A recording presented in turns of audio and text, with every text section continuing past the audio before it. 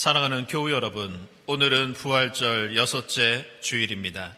전능하신 분 주 하나님께서 말씀하시어 해가 돋는 데서부터 해 지는 데까지 온 세상을 불러 모으신다. 우리를 부르셔서 당신의 집에 거하게 하신 주님께 감사와 경배를 올려 드립시다.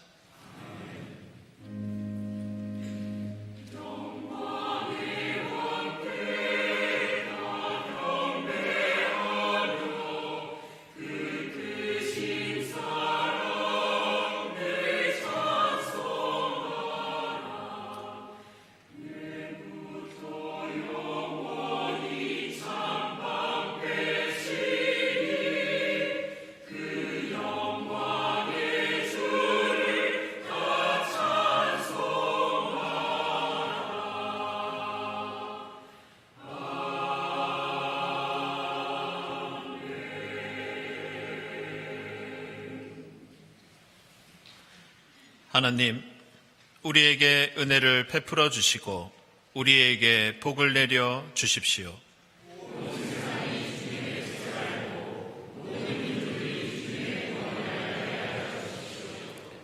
하나님, 민족들이 주님을 찬송하게 하시며 주님께서 온 백성을 공의로 심판하시며 세상의 온 나라를 인도하시니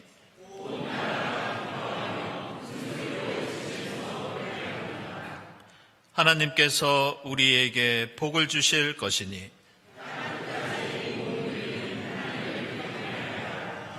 아멘.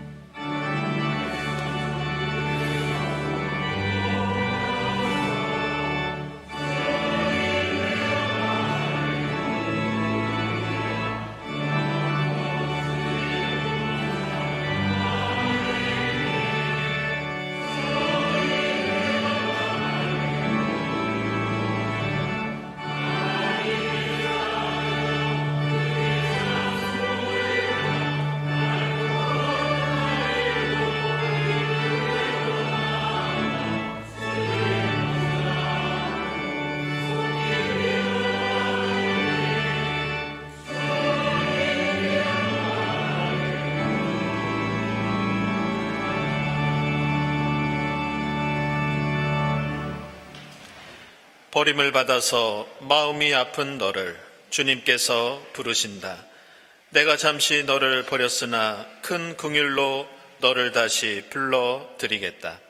자비하신 주님의 사랑에 의지하여 우리 모든 죄를 고백하고 회개합시다.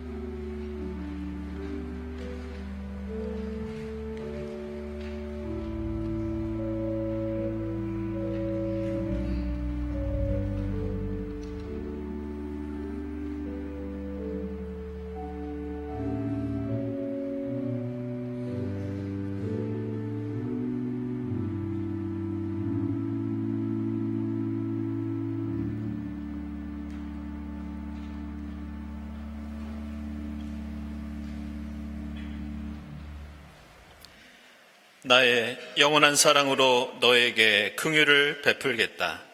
너의 속량자인 나 주의 말이다. 이 말씀에 의지하여 우리 모든 죄가 용서받았음을 선언합니다.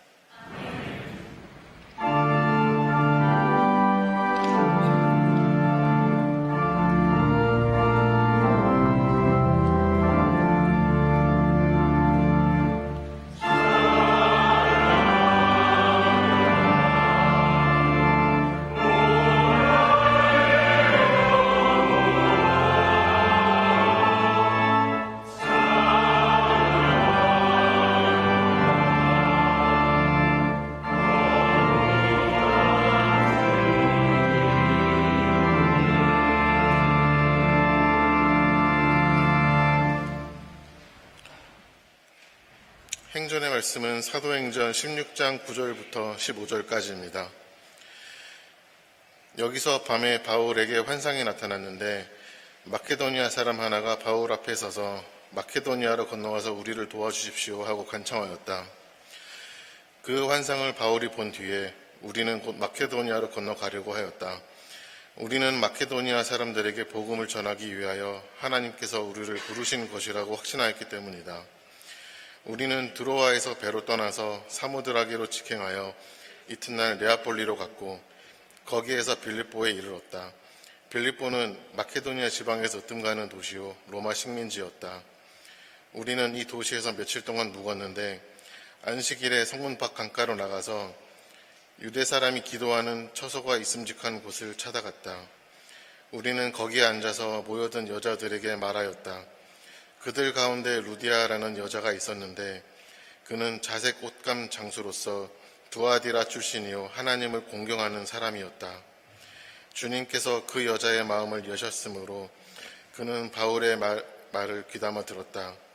그 여자가 집안 식구들과 함께 세례를 받고 나서 나를 주님의 신도로 여기시면 우리 집에 오셔서 묵으십시오 하고 간청하였다. 그리고 우리를 강권해서 자기 집으로 데리고 갔다. 아멘.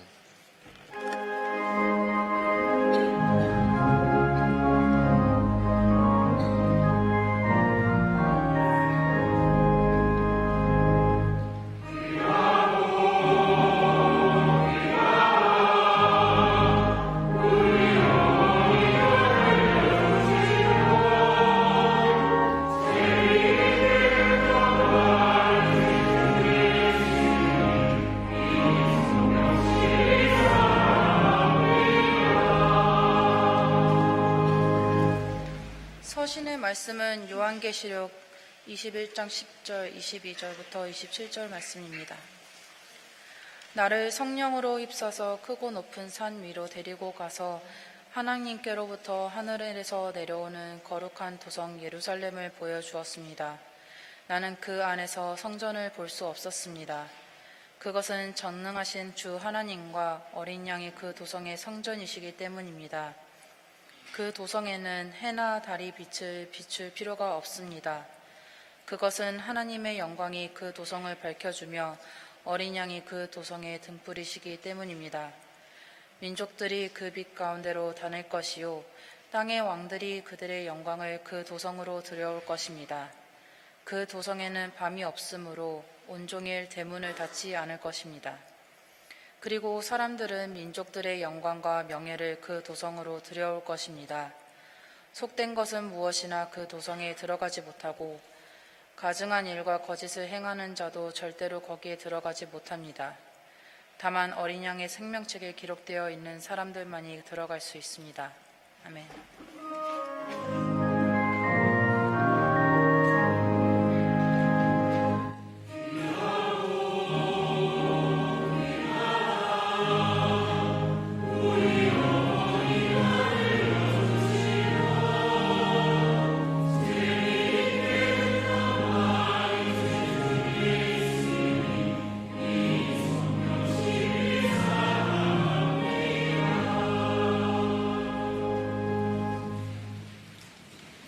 복음의 말씀은 요한복음서 5장 1절부터 9절까지입니다.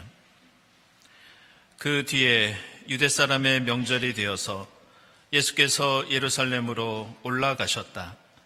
예루살렘에 있는 양의 문 곁에 히브리 말로 베드자다라는 못이 있는데 거기에는 주랑이 5 있었다. 이 주랑 안에는 많은 환자들, 곧 눈먼 사람들과 다리 저는 사람들과 중풍병자들이 누워 있었다. 그들은 물이 움직이기를 기다리고 있었다. 주님의 천사가 때때로 못에 내려와 물을 휘저어 놓는데 물이 움직인 뒤에 맨 먼저 들어가는 사람은 무슨 병에 걸렸든지 나았기 때문이다. 거기에는 38해가 된 병자 한 사람이 있었다. 예수께서 누워있는 그 사람을 보시고 또 이미 오랜 세월을 그렇게 보내고 있는 것을 아시고는 물으셨다. 낫고 싶으냐? 그 병자가 대답하였다. 주님, 물이 움직일 때 나를 들어서 못에다가 넣어주는 사람이 없습니다. 내가 가는 동안에 남들이 나보다 먼저 못에 들어갑니다. 예수께서 그에게 말씀하셨다. 일어나서 내 자리를 걷어가지고 걸어가거라. 그 사람은 곧 나아서 자리를 걷어가지고 걸어갔다. 그날은 안식일이었다. 아멘.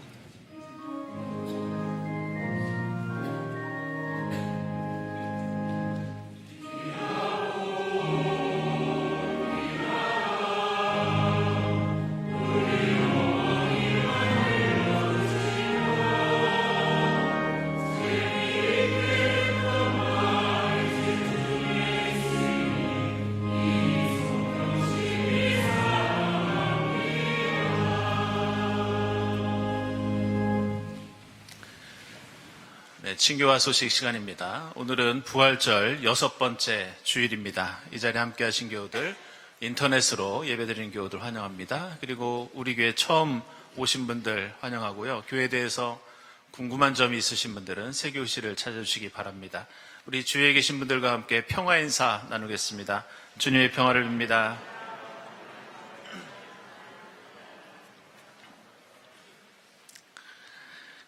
네, 먼저 세교 소개하도록 하겠습니다. 제가 지난 주일에 말씀드렸듯이 우리 몽골 분이 이번 우리 교회 등록을 하셨습니다. 자르갈마라고 하는데요. 예, 남편분도 같이 오셨는데요. 예, 남편분도 다음 주에 오늘 등록을 해서 다음 주에 인사를 하는데 오늘 같이 인사하기로 그렇게 했습니다. 남편분 이름은 철바야르. 예.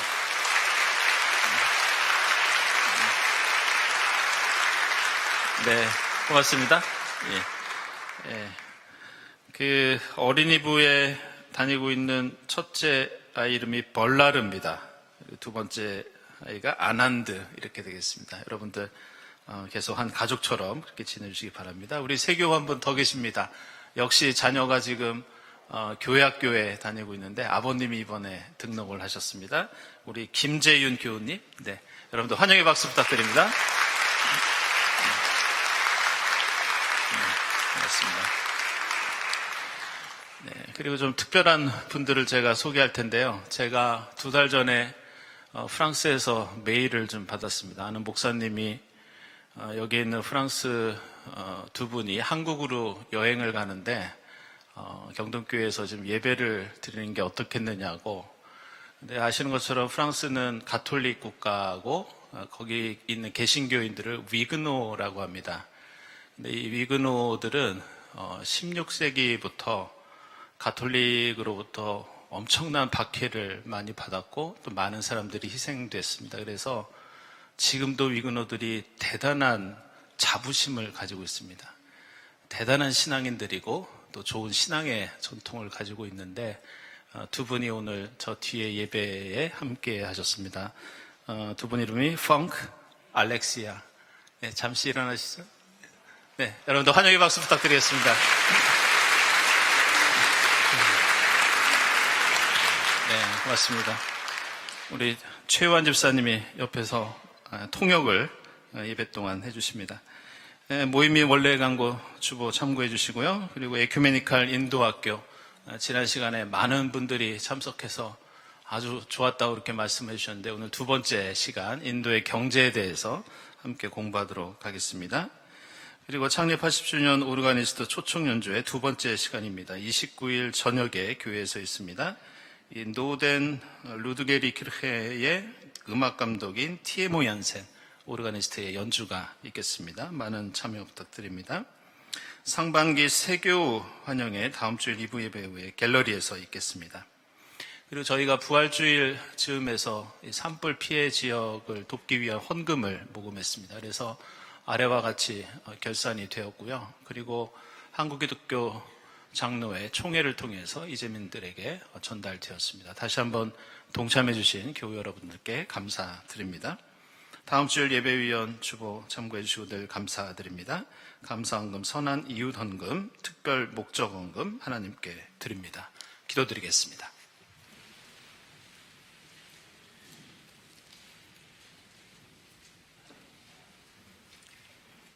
부활이요 생명이신 주님, 생명이 역동하는 5월의 마지막 주일이자 부활절 6째 주일, 저희들을 주님의 귀한 전으로 인도하여 주시니 감사합니다.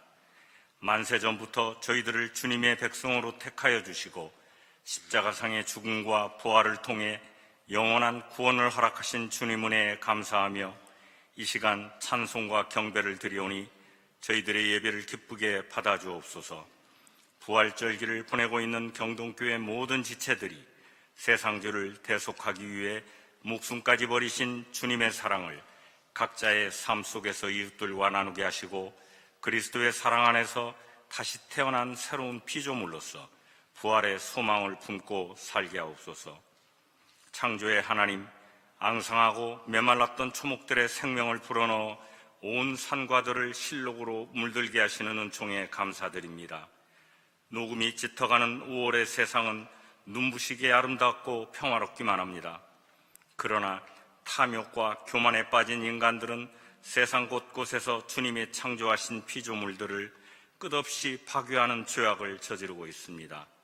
우크라이나, 중동, 미얀마, 카슈미르의 전쟁으로 수십만의 고귀한 인명이 살상을 당하고 환경 파괴의 영향으로 지구촌 곳곳에서 자연재해가 끊이지 않고 있습니다. 미국 신정부 출범 이후 전 세계를 상대로 벌이고 있는 비이성적인 관세전쟁으로 전후 80년간 유지되어 온 국제 정치경제 질서가 불안해지고 각국의 경기 침체 및 인플레, 실업자의 증가로 수많은 사람들이 고통을 당하고 있습니다.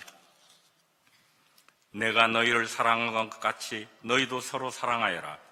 너희가 서로 사랑하면 모든 사람이 그것으로서 너희가 내 제자인 줄을 알게 될 것이다 하신 주님의 계명을 따르지 않고 나와 우리만의 욕심을 채우기에 눈이 어두워 서로 싸우고 죽이면서 멸망의 수렁으로 치닫고 있는 세상을 긍휼히 여기고 구원하여 주옵소서. 구원의 하나님, 우리나라를 위해 기도합니다. 계엄 사태 이후 6개월간 쉼없이 이어진 정치 이슈를 둘러싸고 국민들 간의 분열과 불신, 증오는 극에 달해 있고 온 나라가 혼란과 무질서에서 벗어나지 못하고 있습니다. 주님, 이 나라와 백성들을 긍휼히 여기시고 안정과 평화 주시기를 간구합니다. 다음 주로 다가온 대통령 선거에서 하나님을 경외하고 국민의 자유와 권리를 존중하며 온 국민의 화합을 이룰 수 있는 정직하고 진실된 지도자가 택함받게 하여 주옵소서. 새로 선출되는 대통령은 편협과 독선에 빠지지 않게 하시고 다양한 배경과 생각을 가진 국민들을 포용하며 대화와 타협을 통해 국정을 이끌게 하여 주옵소서. 온갖 시련과 역경 속에서도 이 나라의 민주주의와 경제적 번영을 허락하신 주님, 앞으로도 우리나라를 지켜주시고 바른 길로 인도하셔서 하나님의 공의가 강물처럼 흐르고 자유와 정의가 존중되며 평화가 들불처럼 피어나는 복된 나라 되게 하여 주옵소서. 주님의 몸된 교회를 위해 기도합니다. 80년 전 이 자리에 경동교회를 세워주시고 지금까지 수많은 주님의 제자들이 이곳에서 신앙생활을 하고 본 교회와 국내의 각 처에서 하나님의 공의와 이웃사랑을 실천하는 일에 앞장서도록 허락하심을 감사드립니다. 주님, 앞으로도 우리 교회가 그리스도의 자비와 사랑을 실천하는 행동하는 교회, 소외받고 억눌린 이웃을 돌보는 선한 사마리아인의 사명을 감당하는 교회, 교회의 화해와 일치운동에 앞장서는 에큐메니칼 교회로서 한국 사회에서 빛과 소금의 역할을 다하게 인도하옵소서. 창립 80주년을 기념하여 진행되고 있는 모든 행사와 모임이 주님께 영광이 되게 하시고 많은 교인들이 참석하여 믿음의 선조들이 이 교회를 통해 이루고자 했던 소망과 목표를 깨닫고 새로운 각오를 다지는 귀한 시간 되게 하여 주옵소서. 오늘도 외국인을 포함한 두 분의 새 교우를 저희 가운데 보내주시니 감사합니다. 이분들이 앞으로 경동교회에서 기쁘고 복된 신앙생활을 할 수 있도록 인도해 주옵소서. 특별히 인구의 5%를 넘어선 국내 거주 외국인들이 이 땅에서 하나님을 만나 제자가 되고 각자 나라에서 만국 복음화의 일꾼들이 되는 놀라운 역사가 일어나게 도와주옵소서. 오늘도 여러 기도 제목을 가지고 주님 앞에 나온 성도들이 있사오니 이들의 간구에 일일이 응답하여 주시고 특별히 무거운 질병과 절망 가운데 고통받고 있는 환자들과 함께 하시어 위로와 치유의 은사를 허락하옵소서. 갈수록 무더워지는 날씨에 연로하신 장로님, 권사님, 집사님들의 건강을 지켜주시며 군 복무 중인 교우, 국내에 여행 중인 교우들의 발걸음과 함께하여 주옵소서. 오늘 예배의 시정을 주님께서 온전히 주관하여 주시고 성가대의 찬양을 기뻐 받아주시며 교회 곳곳에서 헌신하는 분들을 축복하여 주옵소서.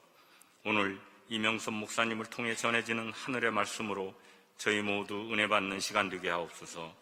모든 간구 부활하신 주님, 우리 구주 예수 그리스도 이름으로 기도 올려옵나이다. 아멘.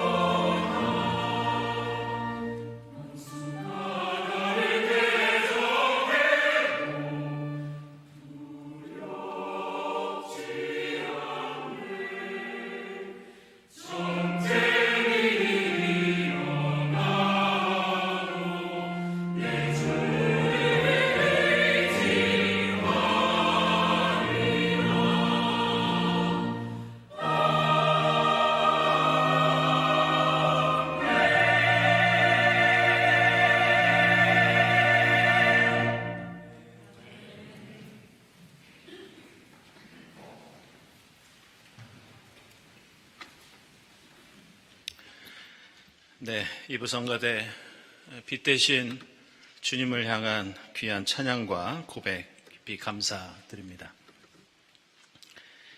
오늘 요한계시록에는 이 사도 요한이 환상으로 본 이 빛과 어둠의 이미지를 통해서 새하늘과 새 땅에 하나님 나라가 어떤 곳인지 우리에게 말씀하고 있습니다. 오늘 21장 23절을 보시면 이제는 해와 달이 필요 없고 하나님 자신이 궁극의 빛이 되신다, 이렇게 나옵니다. 그리고 이어서 24절에서는 그 빛을 따르는 사람은 구원에 이를 것이라고 말씀하고 있습니다. 그러면서 하나님의 통치, 하나님이 베푸시는 구원에는 어두운 밤과 같은 거짓과 고통과 죽음이 없다고 강조하고 있습니다. 요한계시록이 이렇게 빛과 어둠의 이미지를 통해서 빛으로 가득 찬 하나님 나라, 그리고 어두운 우리의 현실을 대조시키는 데에는 특별한 이유가 있습니다. 그것은 사도 요한의 시대에는 교회를 박해하고 부정하던 역사적이고 사회적인 짙은 어둠이 있었기 때문이었습니다. 특히 로마 황제가 자기 자신을 향해서 백성들에게 자주 강조하던 것이 나는 빛의 통치자다, 나 황제는 태양신의 아들이다, 이런 말이었습니다. 그리고 로마 제국의 여러 도시들은 우주의 질서가 반영되어 있고 빛으로 가득한 공간이라고 제국의 백성들에게 정치적으로 선전하였습니다. 그래서 오늘 요한계시록 21장은 바로 그러한 로마 제국의 빛을 비판하고 조롱하는 성격을 가지고 있습니다. 오늘 말씀 보시면 우리에게는 더 이상 로마 황제 같은 해와 달은 필요 없다. 종말에 완성될 새하늘과 새 땅은 하나님의 영광이라는 빛으로 가득 차 있다. 우리가 따르는 빛은 황제가 주장하는 억압과 폭력으로 얼룩진 거짓된 빛이 아니라 예수 그리스도, 진리와 생명과 구원 되신 예수의 빛이다. 이렇게 사도 요한은 자신이 본 종말론적인 환상을 통해서 빛 대신 주님을 우리에게 가르쳐주고 있습니다. 이러한 특징은 비단 사도 요한의 환상뿐만이 아니라 우리는 오늘 함께 읽은 복음서의 말씀을 통해서도 비슷한 특징을 발견할 수 있습니다. 오늘 말씀은 예루살렘의 베드자다라는 연못에 무려 38년 동안이나 육체적인 고통으로 신음하던 한 환자를 주님께서 보시고 치료해 주셨다는 그러한 이야기입니다. 그런데 이 이야기는 겉으로 보면 복음서에 자주 나오는 아픈 사람을 치유하는 기적 이야기 같지만 사실 여기에는 더 깊은 의미가 들어 있습니다. 이것은 단순한 기적이 아니라 당시 사람들을 속이던 가짜 빛, 오히려 인간의 삶의 어둠을 들이우던 당시의 정치와 당시의 신앙에 대한 비판적인 성격의 말씀입니다. 먼저 오늘 요한복음서를 보면 1절 맨 앞에 이때가 유대인의 명절이었다고 나옵니다. 그리고 오늘 말씀의 맨 끝절을 보시면 이날은 바로 안식일이었다, 이렇게 나옵니다. 명절은 떠들썩하게 먹고 마시면서 기쁨을 누리는 날입니다. 안식일은 사람들에게 말 그대로 안식과 평안을 주는 날입니다. 그러나 베드자다 연못의 광경은 그 어디에도 기쁨도 없었고 평안도 없었습니다. 대신 탄식으로 가득 차 있었고 사람들은 평안 대신 무기력하게 쓰러져 있었습니다. 그래서 오늘 말씀은 처음과 끝이 당시 사회와 종교와 정치가 가지고 있던 모순과 무능을 지적하고 있습니다. 이어서 오늘 앞부분을 보시면 베드자다 연못의 위치가 나오는데 그 연못의 위치도 중요합니다. 이 연못은 예루살렘 도성의 양의 문 곁에 있었습니다. 공교롭게도 이 양의 문은 화려한 예루살렘 도성의 성문이면서 바로 그 옆에 있는 성전으로 향하는 문이 이 양의 문이었습니다. 그런데 왜 양의 문이냐? 바로 성전에 바칠 제물들이 지나가는 문, 양들이 지나가는 문이 양의 문입니다. 오늘 말씀에서 성전으로 제물이 들어가는 이 문 옆에 수많은 환자들이 수십 년 동안 누워 있었다는 것은 이곳의 도성과 성전과 제물과 예배가 이 고통당하는 사람들에게 어떤 역할도 하지 못했다는 것을 상징하고 있습니다. 오히려 사람들을 희생제물 삼아서 세워진 화려한 도성과 성전, 수많은 제물이 예배를 위해서 그 성전으로 들어가지만 정작 어떤 치유와 행복과 구원도 맛볼 수 없었던 당시 로마 제국의 정치와 종교에 대한 비판이 오늘 요한복음서 말씀입니다. 그리고 이것은 베드자다라는 연못 이름과 그 옆에 있던 5개의 주랑, 5개의 기둥도 마찬가지입니다. 이 베드자다라는 이름은 은혜의 집, 자비의 집 이런 뜻입니다. 그리고 5개의 기둥은 모세오경, 하나님의 율법을 가리키는 상징이었습니다. 따라서 베드자다는 은혜의 집이지만 사람들을 보살펴 줄 수도 없었고, 그렇다고 그곳이 은혜와 자비가 가득한 곳도 아니었습니다. 몸이 아픈 연약한 이들은 뜨거운 태양과 사람들의 차가운 시선에 그대로 노출되어 있었고, 그마저도 수십 년에 한 번 물결이 일 때에는 환자들이 아비규환 속에서 무작정 연못을 향해 달려가야 하는 무자비한 경쟁이 있는 곳이 이 은혜의 집이라는 이름의 베드자다였습니다. 하나님의 율법도 우두커니 서 있던 돌기둥처럼 사람들에게 기둥은 있지만 지붕도 되어주지 못하고 벽도 되어주지 못하는 어떤 능력도 없는 과거의 유물 뿐이었습니다. 그래서 예수께서는 명절과 안식일에도 화려한 성전과 도성 앞에서도 누구에게도 위로와 희망이 되지 못한 당시의 지도자들의 통치와 유대교 신앙에 대해서 다음과 같이 말씀하고 있습니다. 너희는 스스로 빛이라고 자랑하지만 그것은 빛이 아니라 어둠이다. 너희는 38년이나 누워있는 처 환자처럼 그저 오랫동안 자리나 차지하고 있는 무기력한 존재가 아니냐.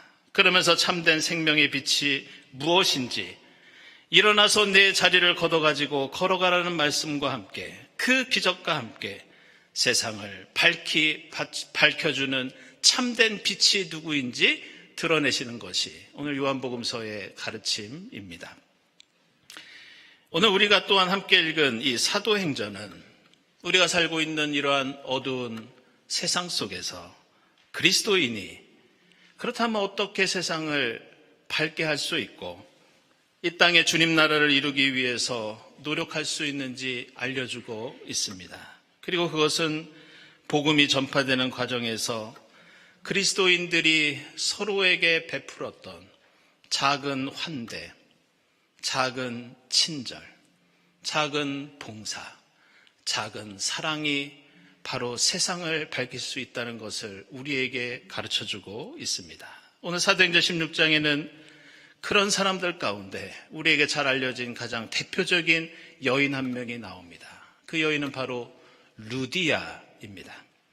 그는 빌립보에 사는 자색 옷감을 만들고 파는 사람이었고 바울이 전하는 예수 부활의 복음을 듣자마자 그 가정 전체가 세례를 받고 그는 그리스도인이 됩니다. 그리고 오늘 말씀처럼 바울 일행이 복음을 전하며 여행을 할 때 그들을 환대하고 자신의 집으로 초대하면서 루디아는 한 사람의 가정이 아니라 그때부터 예배드리는 가정교회가 됩니다. 그런데 놀랍게도 이 루디아의 집은 세계사에서, 교회사에서 유럽 최초의 교회가 됩니다. 따라서 유럽 대륙을 향한 선교가 그 루디아의 집에서 시작되었으며 그 선교 역사의 출발은 대단한 사건을 통해서가 아니라 루디아가 바울과 일행들에게 베풀었던 작은 호의와 친절과 환대와 사랑을 통해서 놀라운 구원의 역사가 시작되었습니다.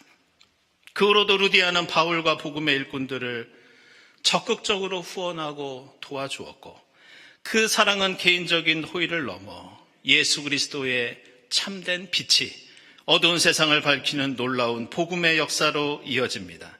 따라서 오늘 사도행전은 어떤 능력도 구원도 없는 로마의 정치와 종교 속에서 초대교회의 지극히 작은 이들을 통해서 성령께서 어떻게 역사하시고 어떻게 어두운 세상을 밝히는 복음의 역사가 확산되었는지 우리에게 명백히 가르쳐주고 있습니다.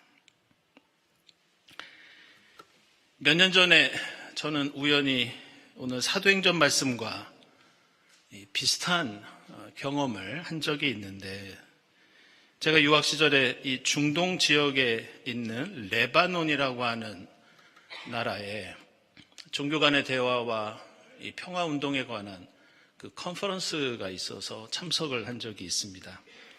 제가 그 레바논에 저희가 갔던 이유는, 레바논이라는 나라는 1970년대 중반부터 1990년까지 이 종교적인 내전이 있었는데, 그 기간 동안 무려 15만 명 정도 되는 사람이 생명을 잃었고 100만 명이나 되는 난민이 생긴 그런 비극적인 역사를 가지고 있습니다. 그래서 레바논에는 종교 간의 화해와 평화를 위해 노력하는 여러 단체들이 있어서 저희와 함께 그 경험을 공유하고 또 연대하기 위해서 그곳에서 만남을 가졌습니다. 하지만 지금도 레바논은 경제 상황이 최악입니다. 또 이스라엘과의 무력 충돌도 있고 또 시리아 난민 문제도 매우 골치 아픕니다. 저희가 갔을 때도 레바논의 정치와 종교는 한마디로 엉망이었습니다.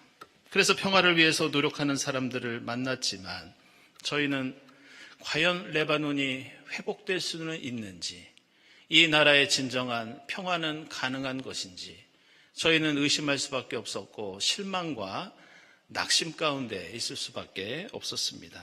그러다가 일정 중에 주일이 되어서 저는 동료 몇 명과 레바논의 2000년 역사를 가진 그리스도교 공동체가 있습니다.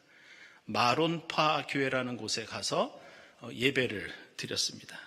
그리고 그곳에서 지금도 잊혀지지 않는 귀한 경험을 그곳에서 할 수 있었습니다. 예배당에 사람이 가득 차서 서서 예배를 드리고 있는데 제 옆에 조엘레라고 하는 이름의 여대생이 서 있어서 제가 성만찬 시간에 예배 순서와 교회 전통에 대해서 여러 가지 질문을 하면서 대화를 나누었습니다. 그런데 이 친구가 얼마 있다가 저에게 그런 얘기를 했습니다. 사실 이 예배는 1년 전에 돌아가신 우리 할머니를 추모하는 성격도 가지고 있다. 그런데 이 예배 후에 우리 집에서 가족들이 모여서 점심 식사를 하는데 그 자리에 올 수 있겠느냐, 이런 제안을 했습니다. 그래서 우리가 그곳에 왜 왔는지, 나에게는 동료도 있고 혹시 그 동료들과 같이 갈 수 있느냐고 했을 때 흔쾌히 받아줘서 동료들과 함께 그 가정을 찾아갔던 적이 있습니다. 그 집에 갔더니 일가 친척이 무려 50여 명이 모여 있었습니다. 저와 학교 동료들은 그곳에서 평생 어디에서도 경험해보지 못한 엄청난 환대를 받았습니다. 저희를 올리브 나무가 가득한 언덕이 보이는 테라스의 가장 좋은 자리에 앉혀놓고 50명이 번갈아 오면서 저희를 만나서 악수하고 인사하면서 음식을 이만큼 가져다가 저희들에게 베풀어 주고 계속해서 음료수를 주고 포도주를 주면서 마치 하나님을 만난 것처럼 저희들을 대해 주었습니다. 그날 그곳에 함께 갔던 제 학교 동료들은 영국 감리교회의 감독도 있었고 이탈리아, 독일, 네덜란드, 미국에서 온 평화 운동가들이었습니다. 그리고 우리는 2-3시간 그곳에 있다가 그 집을 나와 숙소로 돌아오면서 그날 우리가 느낀 감정을 이구동성으로 이렇게 얘기했습니다. 비록 우리가 사는 이 현실은 미움과 갈등과 폭력으로 얼룩져 있고 우리는 힘이 부족하지만 이 어두운 세상을 환대와 친절과 사랑으로 밝히는 저분들과 같은 사람들도 곳곳에 있다. 우리는 어떤 어려움이 있더라도 저들의 환대와 저 사랑을 기억하면서 평화를 이루기 위한 희망을 잃지 말자. 그렇게 저희는 결단하였습니다. 저는 그때 제가 경험했던 그 놀라운 사랑을 마치 오늘 사도행전에서 복음을 전하는 이들에게 친절과 지원을 아끼지 않았던 루디아를 만나는 것과 같은 일이었다고 지금도 기억하고 있습니다. 그리고 지금도 이 어두운 세상 속에서 정의와 평화와 생명을 위한 저희의 노력이 힘겨울 때마다 그 조엘레 가족이 베풀어진 환대를 생각하면서 저는 지금도 위로받고 있고 지금도 힘을 얻고 있습니다.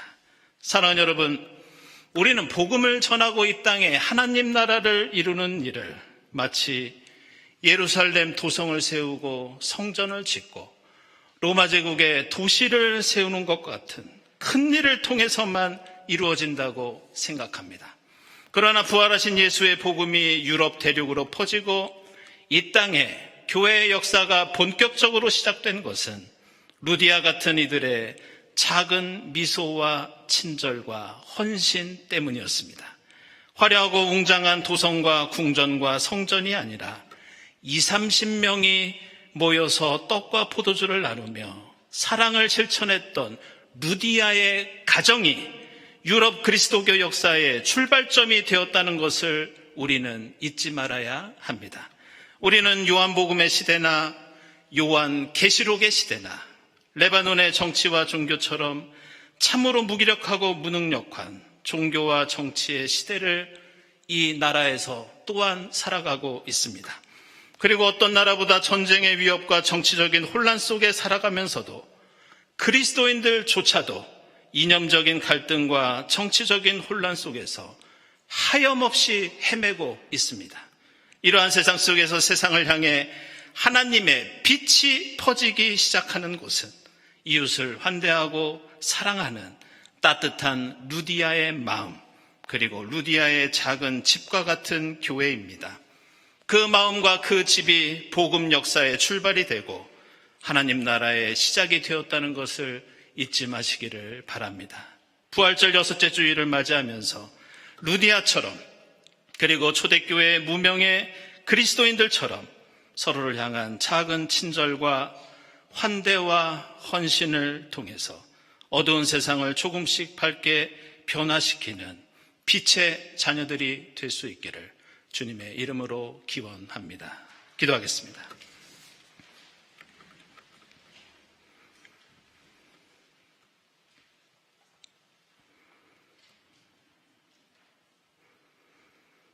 하나님, 저희의 믿음, 저희의 신앙 공동체가 무기력한 성벽이나 성문이나 기둥이 되지 않게 하옵소서. 저희 모두 환대와 친절과 사랑을 통해 세상을 밝히는 작은 등대 같은 빛의 자녀들이 되게 하옵소서. 예수 그리스도의 이름으로 기도드리옵나이다. 아멘.